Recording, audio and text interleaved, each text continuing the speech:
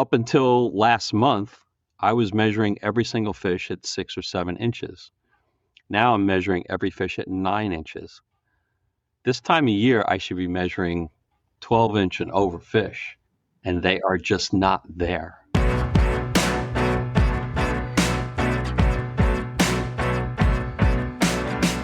Hello and welcome back to the Fat Dad Fishing Show. I'm your regular host, Rich Natoli, and got a pretty interesting episode tonight that I'm excited to dive into. We're going to be talking about the condition of Menhaden, Atlantic Menhaden, all up and down the coast. That affects everybody who's saltwater fishing, and that is pretty much anybody that's watching or listening to this. So it's one of those topics that, look, we got to take a break from the striped bass.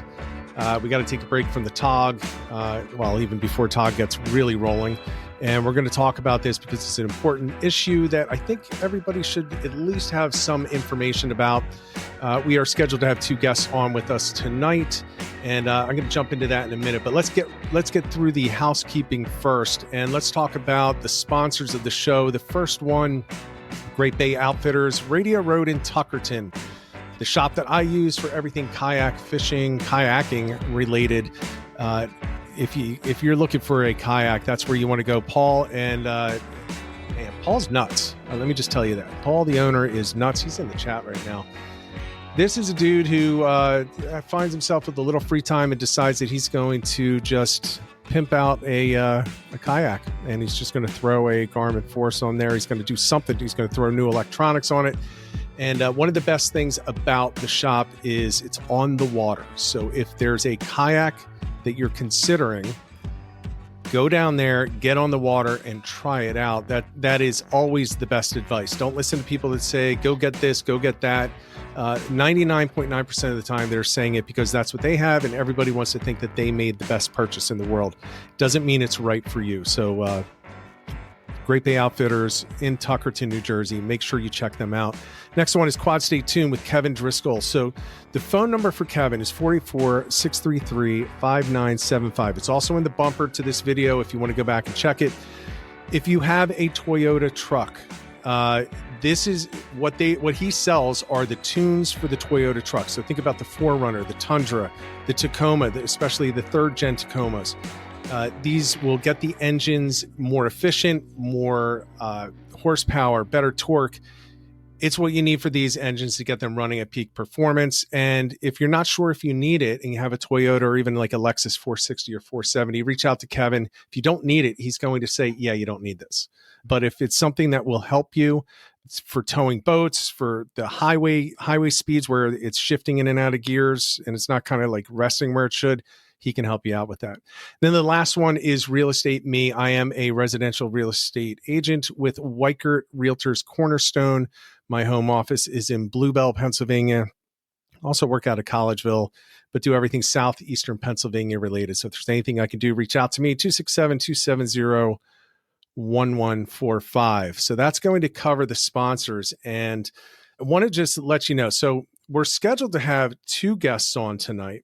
We're scheduled to have on Captain Paul Eidman, he's captain of Real Therapy Fly and Light Tackle. He fishes primarily striped bass, and we're talking northern New Jersey area. So like most of the people that watch us, New York is our number 1 region that watches, and then New Jersey is number 2. So right where you are, that's where Captain Paul is fishing. He is also involved with Menhaden Defenders, so a 501c3.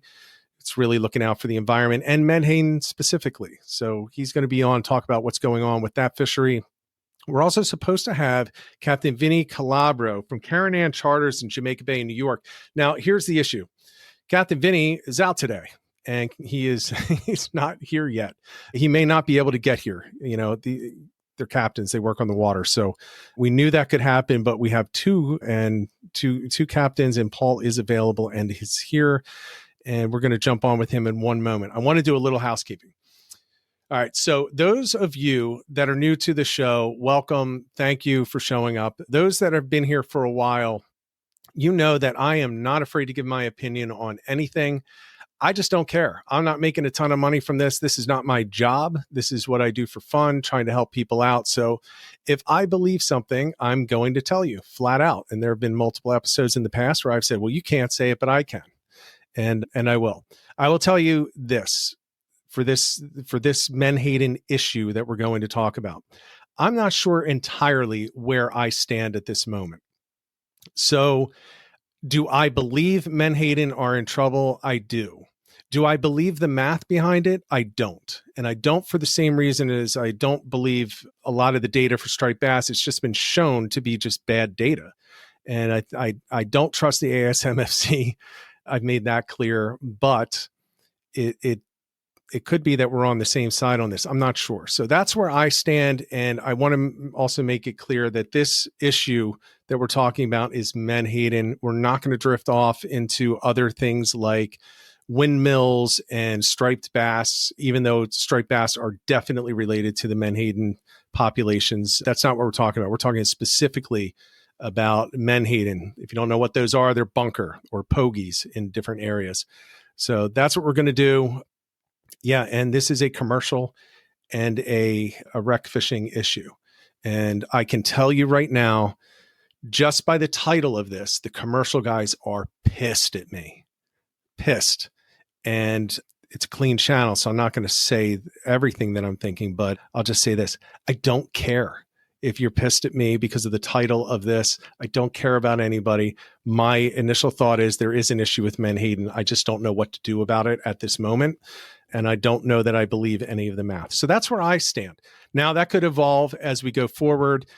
Paul is really, really in-depth involved in this. He knows the numbers. He knows everything about it. So he's going to do some education here. And the last thing I'm going to say is I did not invite, we do not have somebody from quote unquote the other side of this issue, which is the reduction fleet side of this issue on this show tonight. And the reason that nobody is on to argue is because they didn't want to come on. Nobody answered. Now, I get it. It's not a huge podcast. I get it. They're corporate attorneys and whatever. They didn't want to come on. That's fine.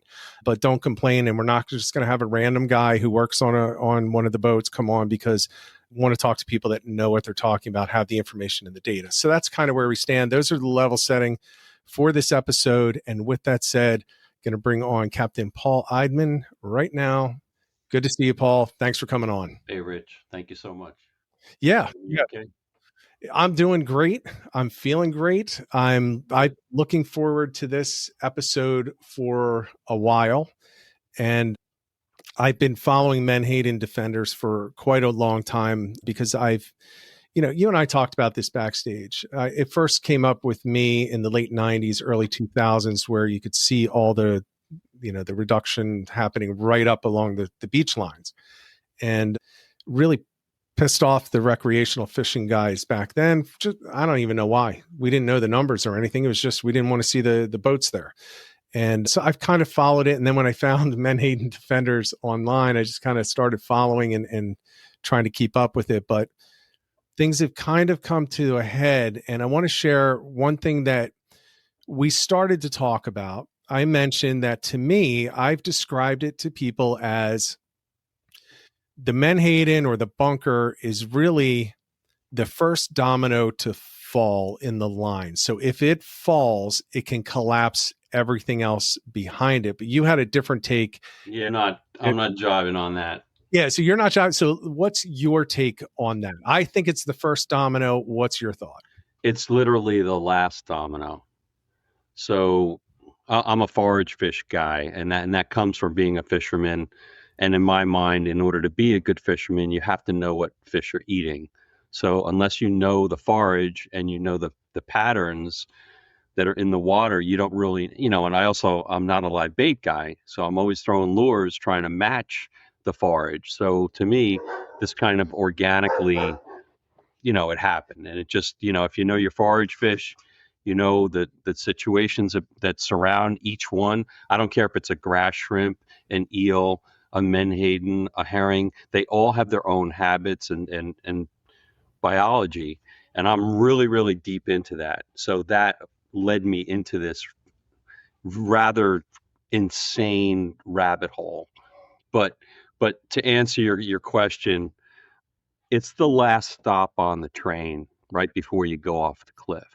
So this all starts out with Atlantic herring. Okay, we've completely decimated the Atlantic herring stocks in the Northeast, and a lot of those vessels, when everything goes by sectors. Okay, so what they say is, okay, sector 1 is overfished, sector 2 is overfished, and then they just close the season. And Right. then those boats, these giant herring boats, come down, and they have to stay busy in order to stay affordable. So they start loading with Menhaden, and they became carry vessels for our bait fleet in New Jersey because they had no fish where they were. Now, key to that is providing lobster bait. Okay, so when you run out of bait, when there's no Atlantic herring left, which is the traditional lobster bait, you have to turn to another fish. Well, for years they turned to alewife and blueback herring, which were also very popular up there. And guess what? No Now more. we're at the bottom of the barrel of that too. Now, alewife and blueback, commonly known as river herring, are caught at sea and dumped overboard when these midwater trawlers are fishing for squid or scup or Atlantic mackerel or all these other fish. They use small mesh and they tow in the midwater, and guess what? They all feed on the same little microorganisms. So when the net goes through the pod, it's a disaster. And these nets are so big, they can decimate an entire river's population of river herring in one net set. So if you had river herring in one special place in Pennsylvania that you used to go as a kid, guess what? There's 10 that show up in the spring now instead of 10 million. Right. And I lived that. So, I mean, I can remember taking my bike to the local creek and catching river herring, in my bare hands because there were so many. And now there's none in that same creek.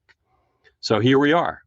Everything has prey switched over to Menhaden, and now the Menhaden are depleted. Well, what do you think comes next? I mean, there's nothing else, and we've, up until recently, we haven't had the sand eels that we need. We haven't had American eels are also in the crapper. So it's an ugly situation. And it's always important. The bottom of each of these conversations, by the way, is the nutrients that the Menhaden have. In other words, a striped bass can prey switch over and eat a baby fluke, but it doesn't have the same vitamins and minerals in there that it needs to turbocharge that growth. Right. And for that same reason, that's why these are so important commercially, because for fish meal and oil, they're getting all these nutrients and it's cheap. And if you need your puppy to grow fast or you need your salmon to grow fast to get to market, you feed them Menhaden. It's rocket fuel. Yeah, it's interesting. It's funny because in the fish too, like striped bass, yeah, they get better nutrients out of it. And it's what I tell people when we're talking about what's the best way to approach catching certain fish. And when we talk about predator fish, now a migrating striper is not, or I should say an ambush predator fish. When it's migrating, that's not what it is. It's playing a different game. But you take the summer holdovers, they become their natural ambush predators. And the big thing is they're eating to survive, and they need to get the calories back that they're expending to go after that prey when they get out there. Otherwise, there's no sense in doing it. And it's a great point. If they're going to eat a little baby flounder, that's great, but they're not getting nearly the nutrients that does impact it. And then now they have to go after 2 baby flounders and 6 crabs and so on and so forth. And they're not quite getting to where they are. It really is, though, a domino effect that we're seeing. But my big question is, what is it going to look like down the line actually, let's take a step back. Let's talk about the numbers, because as I've told you before, and I said at the beginning of this, I'm not sold on the numbers because I'm not sold on the entities that are collecting the numbers. Are you able to comment on the validity of the numbers when they do these stock assessments of the Menhaden? Yeah, I actually think I don't know. It's, we all have our opinions about the ASMFC and basically that they couldn't, run a bodega, but it's it's true. I mean, the majority of the species that they manage are in the toilet, and if it was corporate, they would be fired Right. because they're simply not doing their job. The ASMFC, if I remember correctly, was started in the early 50s. And originally, the design around the ASMFC was to have all the user groups that use the fishery participate in the management of the fishery. So when you have, a commercial guy, an environmental guy, and a recreational guy sitting representing each state, it all should come together. Right. Well, over time, it's become largely a commercially run and lobbied organization, and that always puts business in front of the fish. And me personally, not only, I mean, in my world, in my little enviro world, I always put the fish in front of business. I don't care what it is. I mean, I run a striper charter business, and I should be in favor of status quo. Let Right. everything go, but I'm not. I think that we need to be cautionary because we're going to shoot ourselves in the foot. We're going to wake up in 2027 and go, wow, what we said in 25 was right. And now we have none. And now we go into full moratorium and I can't even do a charter. Right. But yet, put the fish first, and you gotta just be really really concerned about the conditions. I have to say though that the scientists, these are all marine biologists, they all provide the data to the ASMFC. I have confidence in the data collection. However, in this specific case that brought us to tonight and this vote the other day was the fact that they admitted there was a mistake. They admitted that they used the wrong numbers to calculate the ecosystem-based management plan that they were going to implement. Now, when you're doing millions and millions of fish and you're off by a hair, that means a lot.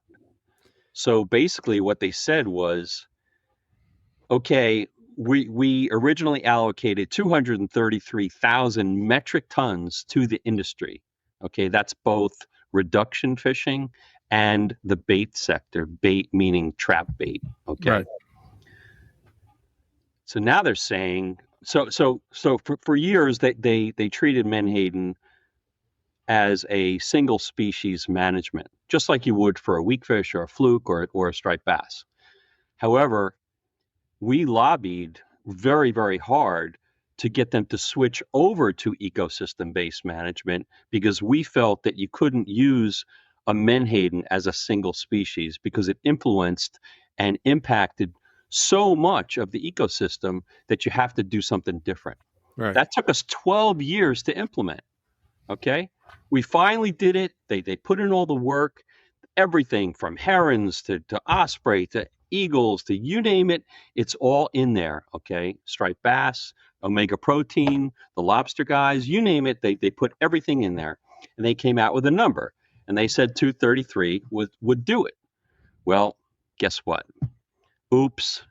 Now they're saying 108,000 will do it. Right. And but That's the a 100 54% cut. Okay. And that's what the science says that the ecosystem needs to survive. And what did the ASMFC vote on the other day? They used their own freaking science. And they said, nah, I don't think so. We're only going to do a 20% cut. And that's how it is. so this is where my suspicion does kind of collide with you now, right? So the data collection, here's the thing. I do believe that data collection, they do what they can. They don't have the resources. I think they could be better. Every species, I think the data collection could be better. But as I had mentioned to you, I used to work in statistical analysis for a very, very large company, like very large. And I could tell you why 4 out of 5 dentists prefer Colgate and tell you it's true. And I could tell you in the next sentence that 4 out of 5 dentists prefer Crest, and it's true because you can make the numbers do whatever you want, but it's also very easy to just screw it up. It's very easy. And like you said, if you're off by 0.1% at that volume, there's a big impact. So are we sure that the 108 was right? Or are they saying maybe they made a mistake and it really should have been 186? No, the 186 was a fallback position that they came up with. This is just a very clever move. I think that there are so many pitfalls to this conversation that I think we need to kind of trim it a little bit, if you will. We need to kind of edit it because it's just too freaking complicated. I mean, this is tough stuff. I've been in a room with the smartest marine biologists, and they turn to me and go, "What the hell's going on?" Like, that's how complicated fishery management is. Yeah. Okay. However, don't treat a striped bass, a menhaden, like you would a striped bass. In other words, it's a whole separate entity. And when you're dealing with ships that are 200 feet long, taking 2 million fish at a time, it's totally different than a fleet of boats off a Sandy Hook, jigging up stripers. Like, it's a whole different scenario. They're totally related, and they are in the conversation, but let's keep the menhaden cozy in their own little conversation, okay? Yeah. Everybody, a lot of your listeners, we all want to talk about, the planes and the tactics that they use and all the stuff and how unfair it is. But the reality is that they're in the business to collect protein, and they're extremely good at it. And in order to get that protein, they have to go for the fattest, oldest fish. Okay? And that brings us exactly where we are today. After 6 years of targeting at the numbers that they were told they could do, we're all yelling, by the way, on the water how the osprey have no food, or the striped bass are skinny, or we haven't seen a big school of bunker like we used to. As fishermen, we're all seeing this, but that's anecdotal evidence. That's not scientific, But guess what? Now we're right. It's sad. Now we're freaking right. So was there data collection? So their data collection, that was years ago. So we've had 6 years or 5, no, it's 5 years, right? 5 years of targets set on a miscalculation. Well, it was 6 years ago that they went into the ecosystem-based management method, but they do young of year studies every year. They feed that data in there. They do Omega Protein has to submit catch reports on a daily basis. So every time they set a net, there's a GPS coordinate to that. There's an amount and a quantity, and they feed that to nymphs, and it all goes into the total. However, now that Cook Seafood owns them, everything's private. Okay, it's no longer public information. It's not a public company. So that complicates things quite a bit. So we don't know how much they catch. Like we know overall that they're under the quota, but we don't know year to date, did they make the quota? I mean, as far as I know, they haven't made their quota. They haven't come close to reaching their quota in a couple of years now. And that itself, if these guys are the absolute best in the business and they're not catching their quota, that tells me that the abundance is different, Yeah, I mean, it certainly seems that way. I mean, again, I can only say anecdotally, but I'm hearing anecdotally that even the schools that we had just 3 years ago are just not there. Where you could walk across them and they're not there. I fished the Navesink and the Shrewsbury and the Sandy Hook area and up in the Raritan River and all that, and I see a lot of estuary type behavior. Very, very early in the spring, we always have a run of what we call horse bunker. Okay, meaning they're like 12 to 14 inches. These are the big dogs. Okay. And always we had that. And up until, I guess, the last 8 years, I've been monitoring 2 streams where we've had these fish kills. And all the fish, I measure them all the time, and they're always these horse bunker. The last 2 years, 24 and 25, we had torrential rains in the beginning of the year, and these big adult bunker can't tolerate that, and they bolted. They literally bolted, and they're in like New Hampshire. Okay. However, that biomass of large adult fish used to be enormous, and now it's small. So when they all move out of the area, our springtime bass fishing here in New Jersey just goes off a cliff. And then you have migratory bass that are coming up the coast looking for these big meals. And guess what? They're not here. Well, you know what? Then the bass go farther up north. They come out of our reach. So Right. I'm trying to stay on track here. It's pretty hard. You're So staying on track. I mean, it is it's a all about the complicated. adult bunker. Yes. So if you have a company that they can't make it catching 5-inch fish. Okay. They got to have big fish. And the pilots, by the way, that fly over the areas before they set the nets are so skilled, they can actually pick out what they want. And they They're also used to pick seeing out the size of the flash and all that stuff. Yeah. and the depth, how far down in the water column and all that. And also they have to be concerned that they don't want to overload the net, because that's no good either. Okay. So they're up there, and I mean, I follow the planes every day. I follow each and every ship every day. It's like religion to me. Yeah. And when I see them coming up past Paul's store, I know they're on their way. I just know it, because they looks like a military convoy. Right. Oh yeah, I've seen them. I've seen them heading up the coast, and Yep. usually you'd see them when you're going out tuna fishing. And Yeah, last year was their their record. They came up 6 times last year. It's crazy. Yeah. Well, let me ask you this, because this is one of the big debates that I'm seeing on social media. So you have the reduction. You have Omega as an example. You have the reduction fleet, and then you got the big Omega's guy. the only company, so don't be shy. Okay, Omega, and then you have the bait guys that are supplying the shops and everything. Do you have an idea of what the breakdown is between those two? It's not supplying shops. That's like not even on the list. That's what I want to kind of get to. It's like 75-25. Okay, 75% goes to Virginia, period. Right. And 25 which is Omega. Up. And the second largest producer is New Jersey at 11%. Okay. And the majority of that goes to a single company called Lund Seafood. Now, this is strictly catching whole fish, putting it in a bin, putting that bin on a flatbed truck, and sending it to Maine or the Chesapeake or to Florida for crab. It's not going to have anything to do with, fishing or chum or recreational fishing bait. It's totally commercial separate baits for whatever. So like there are local guys that throw a smaller net, like a seine net, like you and I would throw on a boat, and they're taking 1,000, 2,000 fish a day, and then loading up a truck and driving around to the tackle shops and selling them. And they are permitted to do that. So they are totally separate.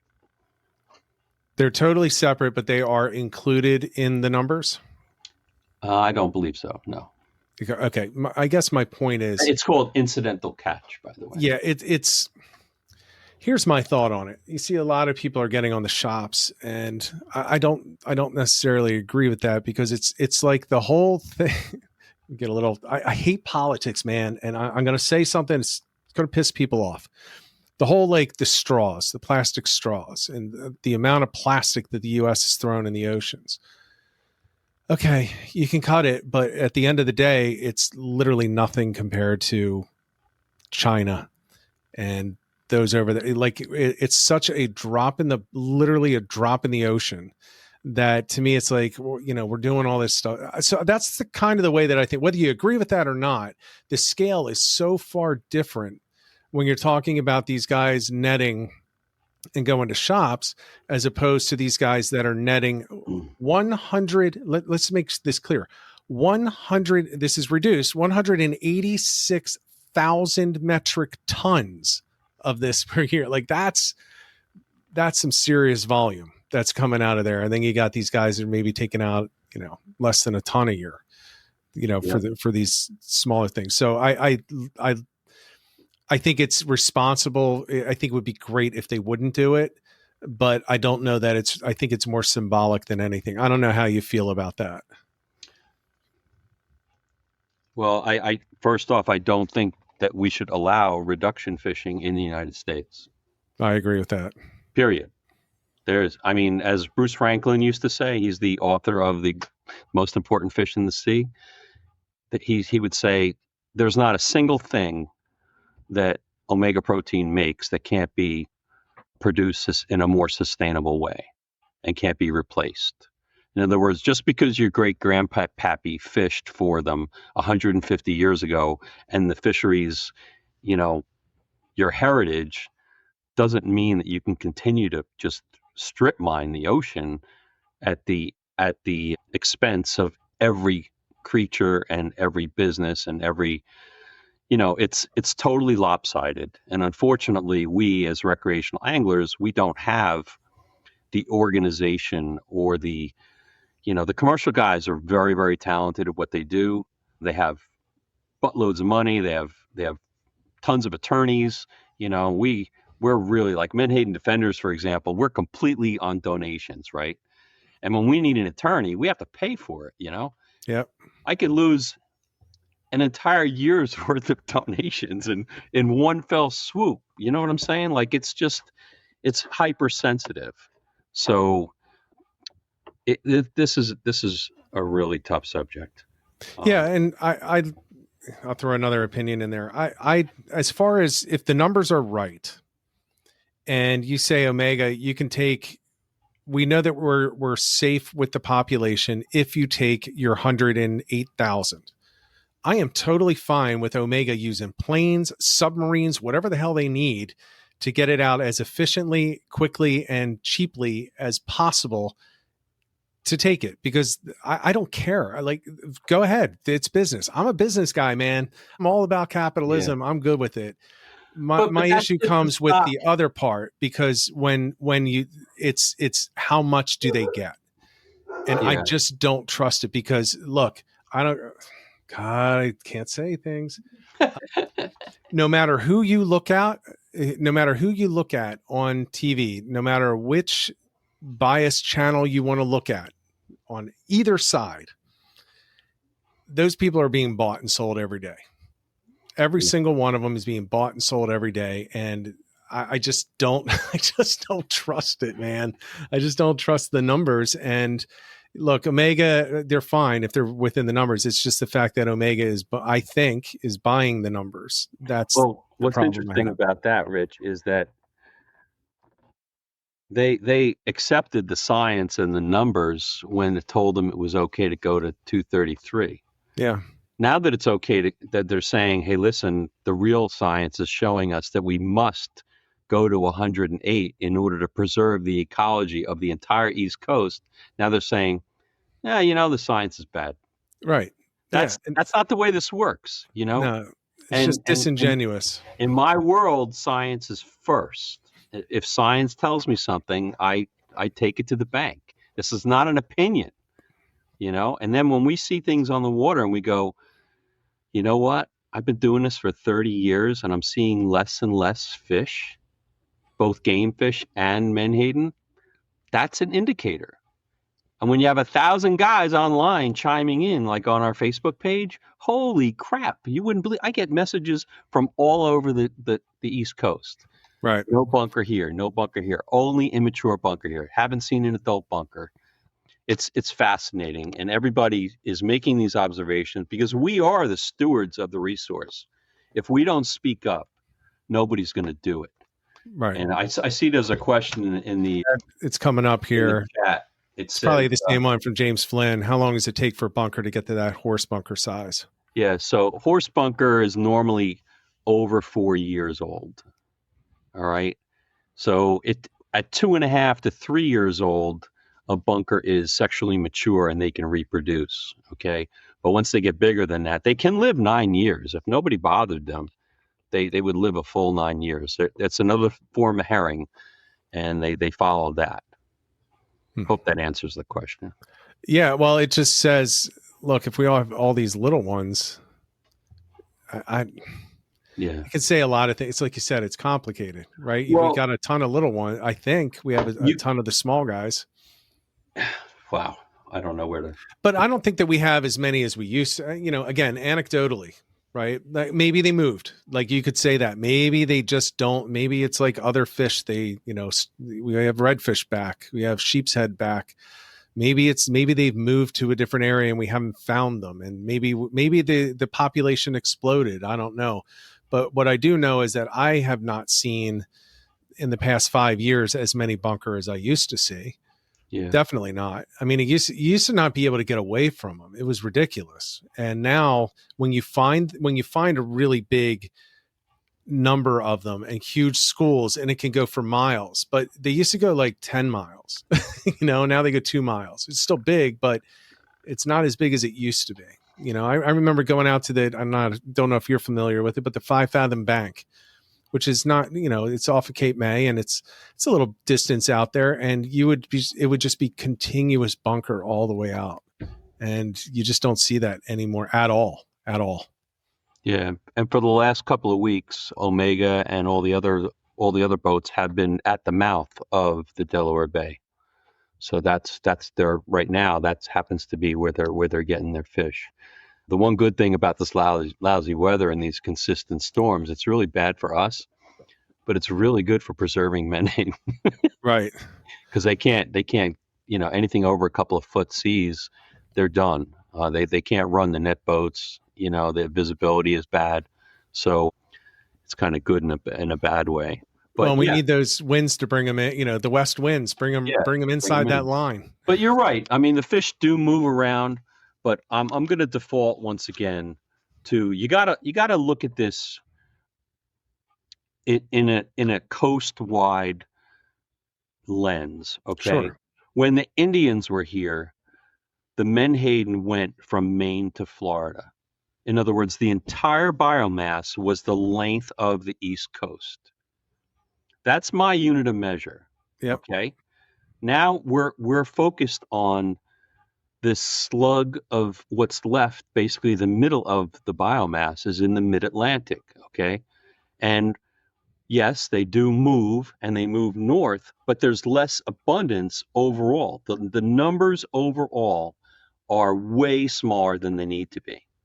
Okay, so if this was to go to 108,000, Omega would basically send boats to the Gulf because they don't need 8 boats or 6 boats or whatever they're running now. So they would shrink it, and the jobs would be lost in Reedville, and they would send the guys to the Gulf, which, by the way, is almost 2.5 times the amount of fish taken off the East Coast. And that's even more fascinating because Gulf menhaden only get to be 7 inches. Yeah. So you need 2 fish to equal. So you're really pillaging the Gulf by removing that many fish. And I've talked to redfish guides and spec guides, and they're all like, when these boats come in, we're done. We're done for the week. Right. And they're trying to implement all these buffer zones, but we could save that for another show. Yeah. So let's get to this. So this is a basic point. KCD, I see your comment in there. I'm going to bring that up later, but another one from James Flynn. Where does the talk of these Canadian boats fit into all this? So this is Omega.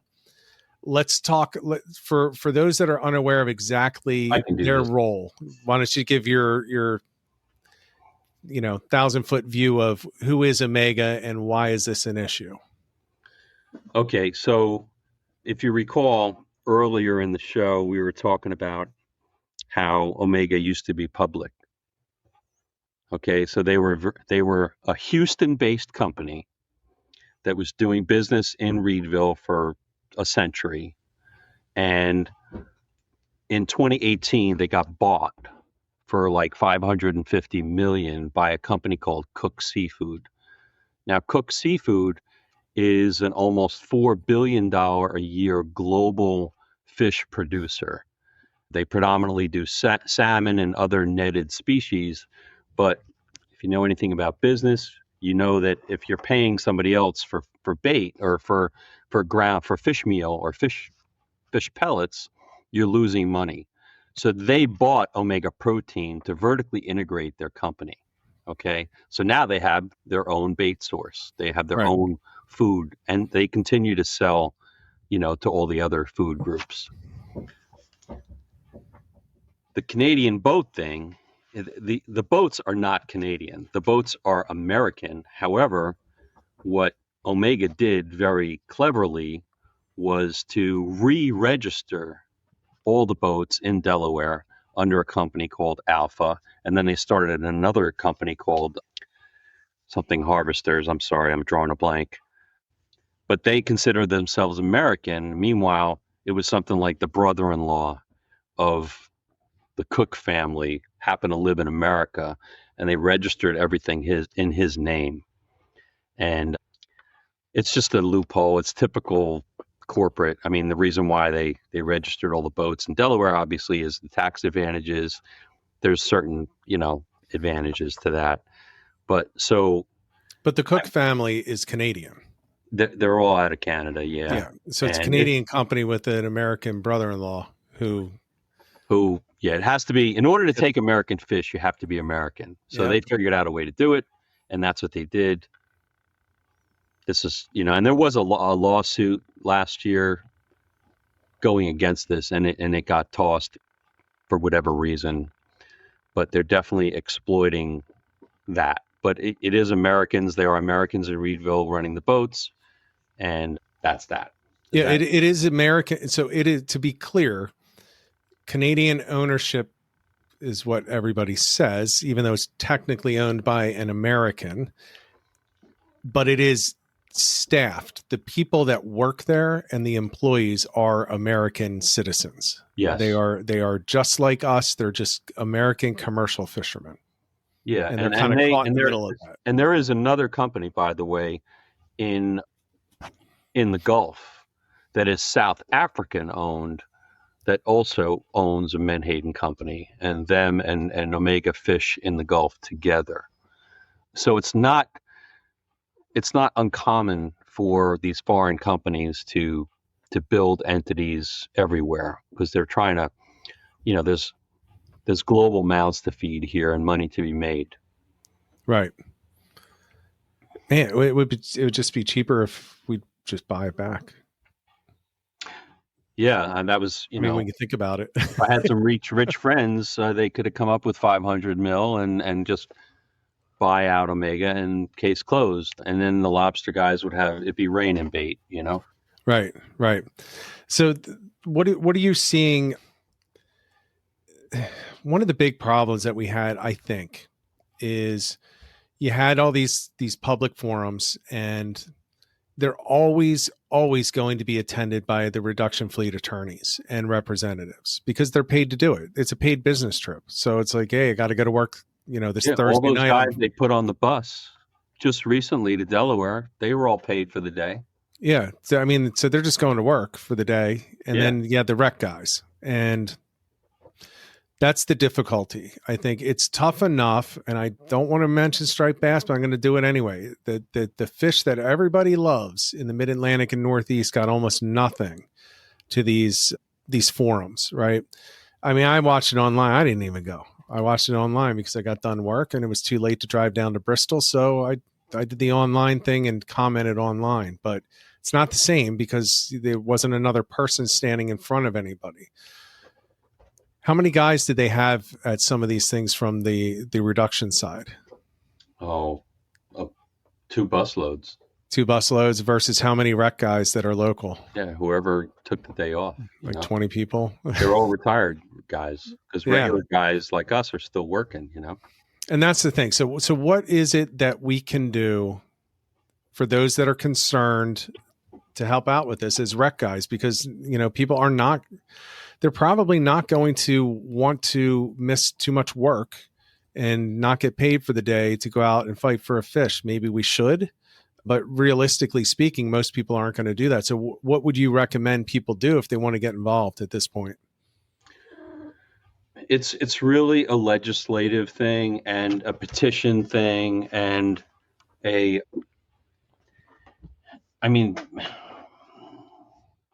physically we can't really do anything. I mean, you should pay attention to, our website and our calls to action, because there are times where there is a meeting where we should attend, and we can try and get the people there. But this is like, we are David and they are Goliath. And it's very, very hard for us to gain traction. And, at this point in time, I really should bring up the efforts lately to get President Trump's attention. Yeah. And I think that's very important, because this president is the first president that ever even noticed Menhaden. Okay. And so there was a video that was made that showed the squandering of American fish for Canadian profit. And that caught the president's eye. And he immediately put it on Truth Social, and then all of his followers put it on Twitter. And there was like a week of solid noise coming out of the White House. And he has an executive order in front of him to knock down reduction fishing in the United States. And all of a sudden, right after he put it out, it went to crickets. Like something happened. Right. Just sitting on the desk unsigned. Yeah. And this is really, I mean, I've been doing this, since 96, 95. No, sorry, 85. I've been doing this. And I have never had a door swing open like this.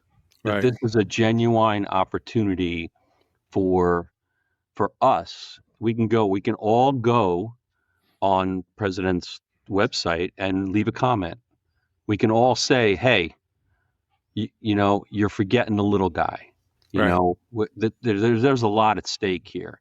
And the reality is that if Omega wasn't around and reduction fishing didn't exist, we would have what we saw 8 years ago. Like, it was raining stripers. It was raining whales. It was raining osprey. You know what I mean? Like, it was unbelievable. You'd go to South Amboy, New Jersey, and you could walk on the bunker. Yep. And there'd be whales in the middle of Raritan Bay. I knew guys that were 70, 75 years old. They'd never seen that before. They've been in Staten Island all their life. They'd never seen a freaking whale. And all of a sudden, they're taking their grandkids out to go see whales in Raritan Bay. Yeah. So a little bit of conservation goes a really long way with these fish. You just give them a little shot, like a 3-year, just like what happened in 2012 when they did experience a cut. These fish came back like gangbusters. Right. But we all said, if we're not careful, so what did the ASMFC do? They gave back all the quota that they took away over the years, and it became 233. So, the science was showing them that the stock was healthy, but unfortunately, the math was wrong. Now, is this up next year again, or is this like a multi-year? Do they look at the Menhaden regs every year and readjust not them? The regs, or I should say the quotas every year? Well, this particular, the ruling was that they would take 20% for the 26 season. Right. And then at the annual meeting at the end of 26, they would talk about 27 and 28. But that's my point. That's my understanding, but they said they would talk about it.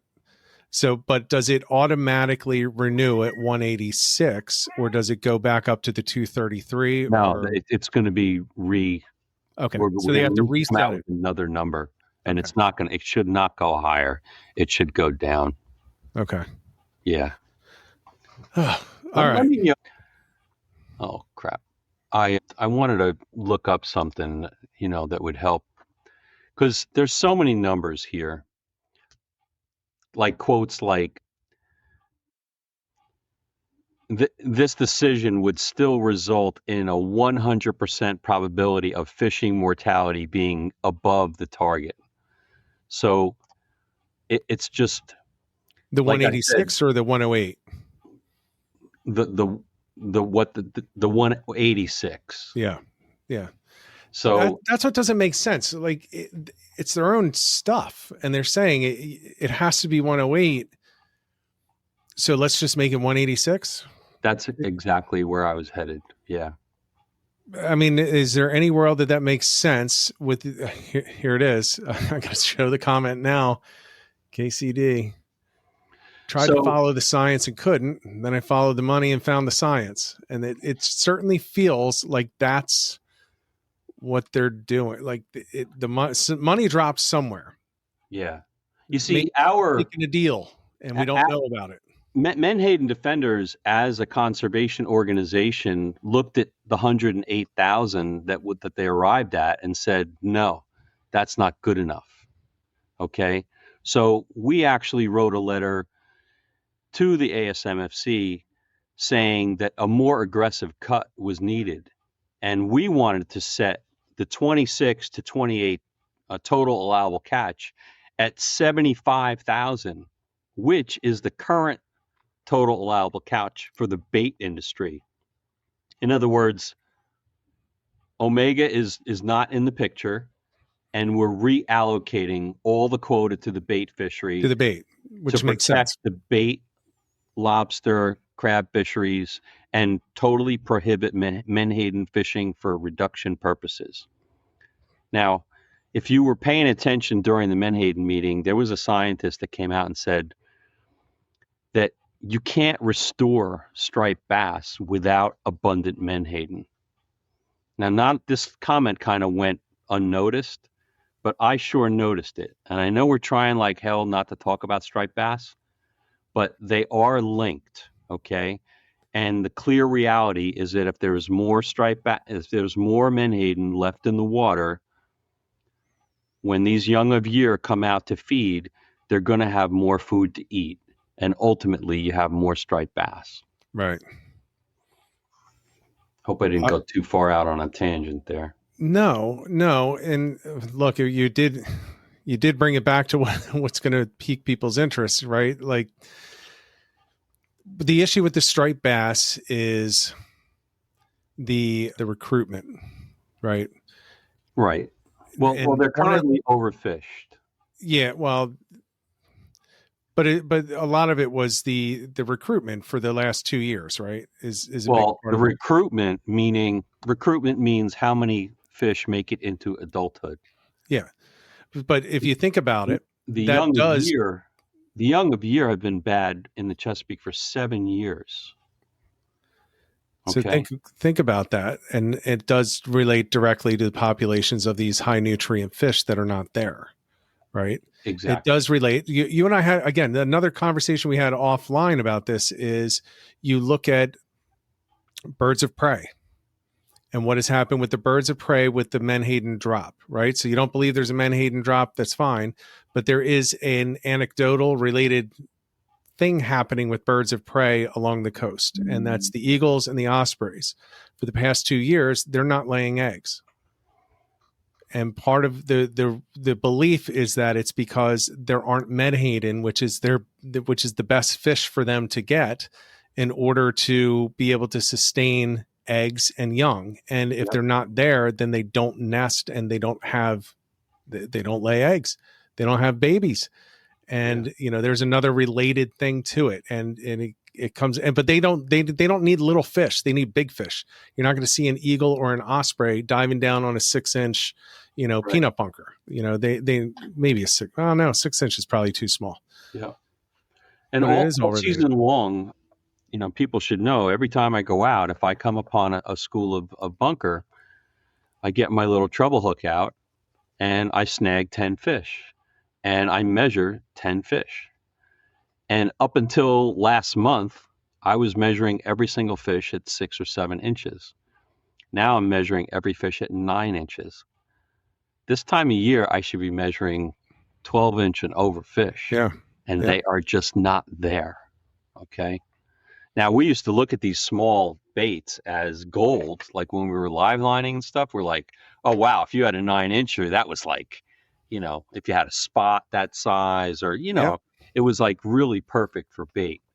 Because some of the bait some of the bunker used to be so big, it was like, what the hell's going to eat this? Right. Exactly. Yeah. You just toss them But they back in. did swallow it, no Yeah. problem. But in our heads, we're always looking for that juicy, that little nugget, It's Well, I kind of used to throw them back because they were too big for the hooks that I had tied on. I was like, I don't want to tie on a new hook. I'll just cast again and try to snag something else. Toss it right back in. It's too lazy. I wasn't using those 12-aught hooks. Yeah. Well, Where do we go from here? And I think that's the thing. The look, it's not an easy issue to know where everything is, because again, like we're relying on science, and it is look, we talked before this for 35 minutes and I still feel like I don't know everything that I could know, should know. But I do know that I'm concerned. Cool. What's that? That's what makes the subject cool. Well, it is. Well, you know something? When I first got into this, I never ever would have predicted that I would be taking pictures of salmon in Whole Foods, or doing videos, or looking at in-depth pet food analysis. Like I didn't get it. I was just a fisherman, you Right. know? And then all of a sudden it's like, holy crap, there's this protein industry is epic. Yeah. And then so as the world's population grows, by the way, reduction fishing, it's the smallest in the world in the United States. We're like 12% of the entire world. So Peruvian anchoveta is completely way bigger than us. So predominantly the fish oils and the fish meal is from that species, not from Menhaden. That's Right. just an American thing, And Right. But if I could it's just talk for a moment about how the market is divvied up. Okay. Yeah, I think that's important. I'd like you to, but I will just say this: we don't have the size fishery that they're fishing either, right? I mean, Right. Atlantic Menhaden is not. We don't have the area and the populations to support anything like that. So while it's 12% of the total, it is 100% of our total, and Yep. and that to me is where it comes in. People, America first, great. It's not happening. It's not happening right now. And even if it's an American company and it's owned by people that are 100% American, it's not American people first. It's one American business first is the way that I'm feeling about Omega. Right. The rest of the stuff I'm still not sure about. Like, I'm still not sure. Like the bait, I'm kind of on board with the bait continuing. I really am, because it supports all those other industries, the crabs and lobsters and all that stuff. I feel that to me, it's difficult for me to say, shut that down. Like I wouldn't want to see it reduced on Omega and on them. I want to see Omega cut all the way until we get to the number. And then if we need any other cuts, then let's have another conversation. That's just the way that I feel about it now. You need to look at it's the utility of scale. Okay. If you have a 45-foot boat going out for bunker versus a 196-foot boat, yeah, that in itself is a sign. You know what I mean? Yeah. So we have always been a supporter of family-owned small commercial fishing. We feel that is the fabric of the United States. That's what this country was built on. Okay. Right. There's no reason for us to assault them because they're not doing anything wrong. It's God, my brain just spins when I talk about this stuff. Yeah, but I would say I don't know that on the water. I don't know that it's going to sound bad. I don't know that Omega's doing anything wrong. They're doing what they're allowed to do. It's the question is, should they be allowed to do it? No, it's not a matter of illegal or legal. It's a matter of adjusting your harvest to the ecological conditions. And right now, our ecological conditions suck. Yes. Yeah. Like I say this all the time. Our coast, our entire coastal ecosystem, including the Chesapeake Bay, is dying a death of 1,000 cuts. So now is not the time to look for maximum sustainable yield of the most important fish in the sea. Right. It's wrong. Okay. And all the time you hear Omega talking about what a good steward they are of the resource, and they planted one of their old boats as a reef. Well, that's wonderful. But you know what? When a million guys are saying, get the F out of the Chesapeake Bay and stop netting and taking all these fish out because the bay is dying, they turn a blind ear. They go, hey, my grandfather fished this. It was no problem. Well, you know what? There weren't all the other conditions happening at the same time. Right. So, so in that, yes, the population is shrinking, the water is changing, the climate is changing, all these factors, and they have to change too. You can't focus. You got to shift to algae, shift to whatever, Sure. But you can't keep raping and pillaging, because you're going to wake up one day and guess what? There's going to be nothing there. Our whole mission in the beginning was to have a lobsterman in Maine be able to send his kid out in the morning for bait. Okay? That was like all we wanted to do was expand that biomass that was currently in the mid-Atlantic, that was very small, and grow it. And sure enough, it did. Yeah. But it also got warmer. So in the 20 years that I've been doing this, the temperatures have changed, and those older, bigger fish are now in the Gulf of Maine. Yeah. So guess what? Maine is finally able to get their own bait. But guess what? That pisses off Lunds in New Jersey, because that bites into the profit that they can send up to Maine, which is why they side with Omega. Right. Well, I'll side with the lobster guy in Maine every time. Exactly. Yeah, and like I said, I'm a capitalist. I'm all about making money, but that's I'm always going to go with the small guy. But it's in moderation. Yeah. If they know that they only have a certain amount, like let's say they have 3,000 traps, they're only going to take a certain amount of fish, because these things spoil the moment the clock is ticking. Oh yeah. The rancidity rate on bunker is extremely high. We're all wreck guys. We know that. Yeah. You don't leave it out on deck at all. You leave it on deck, you're done. You're done with it. All right, go back because we're at our hour, but I want you to go back to the total size of the reduction fishing and how that relates. Total size of? Yeah, so we're 12% of what's out there in reduction fishing in the United States. How does that compare to other countries and other, I can't give you statistics on Peru, but the reason why I bring that up is because even Peru sets limits on how many anchoveta they can bring in.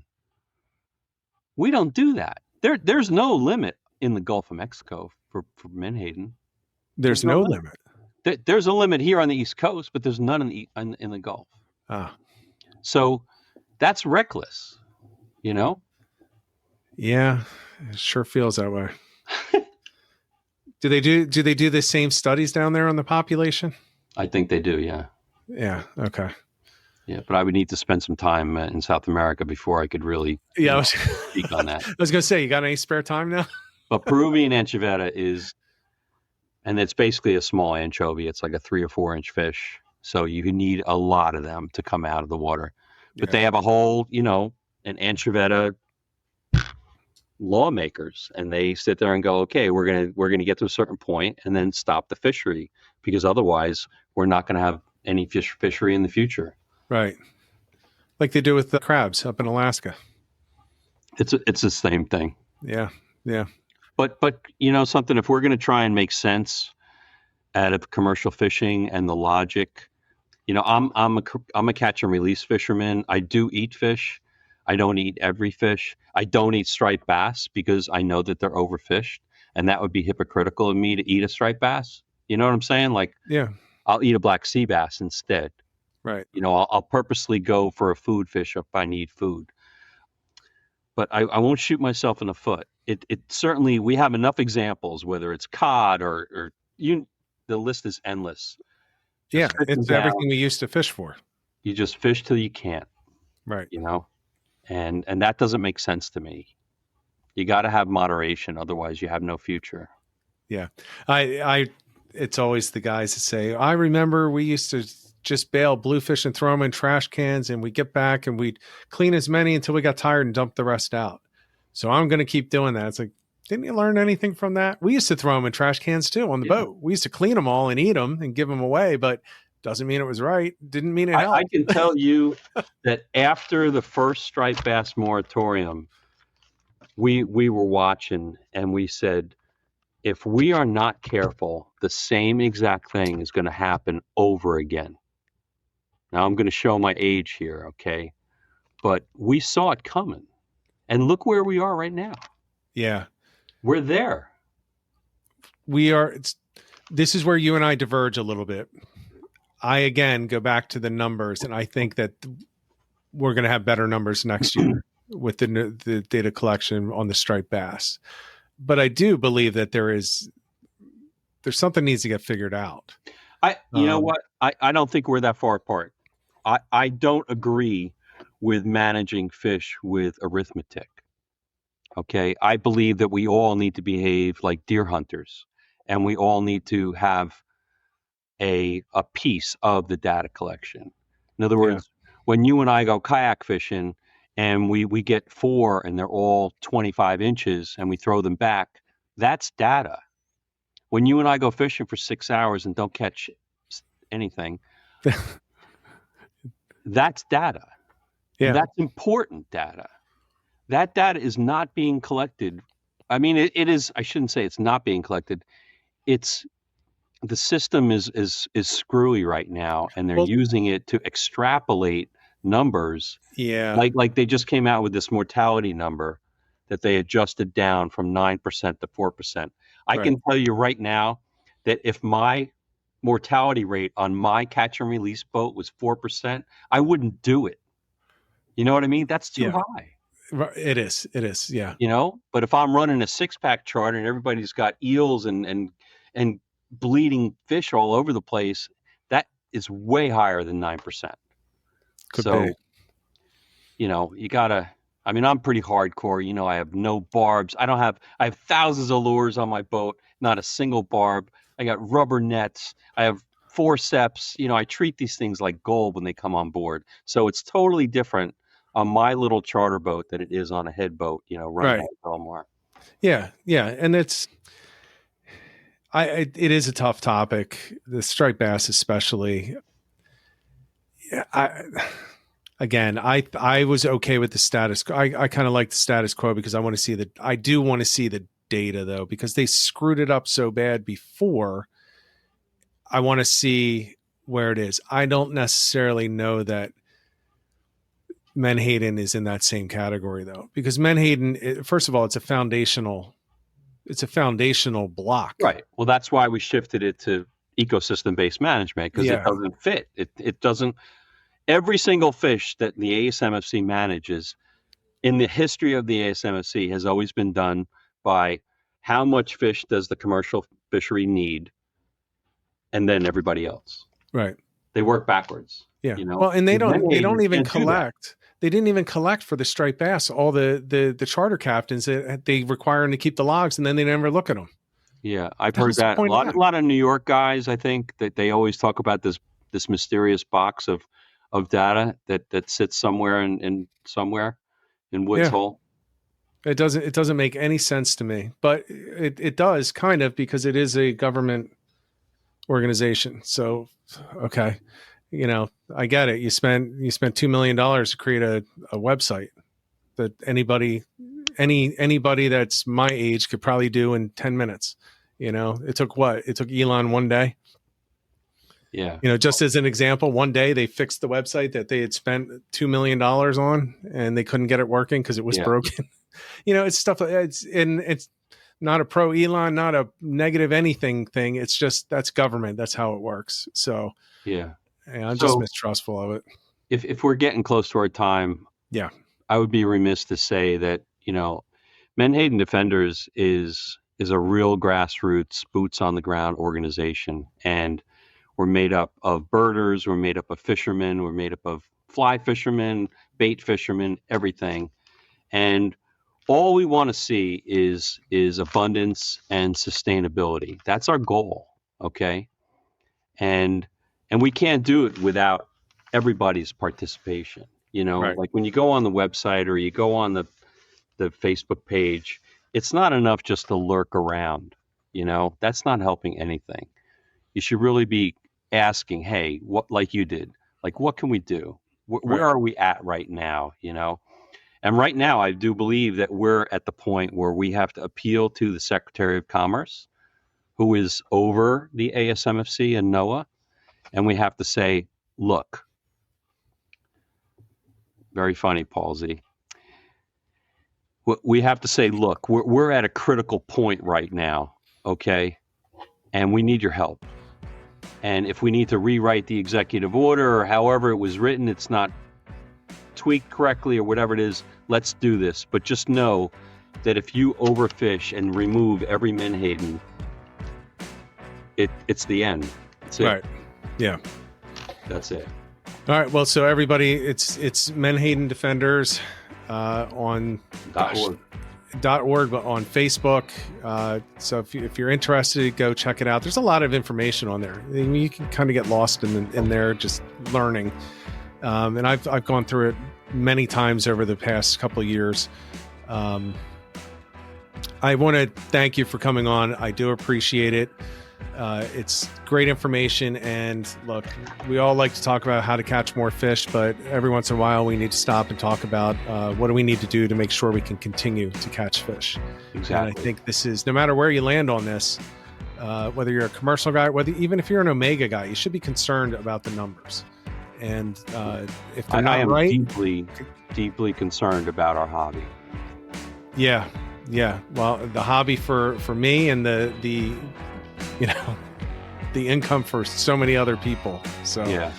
Paul, if you would hang on after we end this, everybody, thanks for tuning in. Next week, we're going back to less serious, but more serious, because we're going to have Frank Mahalik on, and we're going to talk about TOG, because that is coming up quick. And Frank is up in Rhode Island right now catching double digits. So he's going to be back fresh off of a trip, hopefully with a lot of energy. And we're going to go through TOG fishing right as we're coming up to the New Jersey opener, where it's going to start getting good in New Jersey and South coming up. And then we're going to announce a few more guests next week. Everyone, thanks for coming in. And if you're going to do the TOG trip on the Osprey out of Atlantic City on December 7th, I think there's only 10 or less spots left. So make sure you sign up for that now. The boat is almost full. And if you're going to go, let me know. It would be nice to know who's going and meet everybody out there on the boat. So with that said, everyone, thanks for tuning in. We'll be back next Monday. Until next week, get out there, get on the water, and get some tight lines.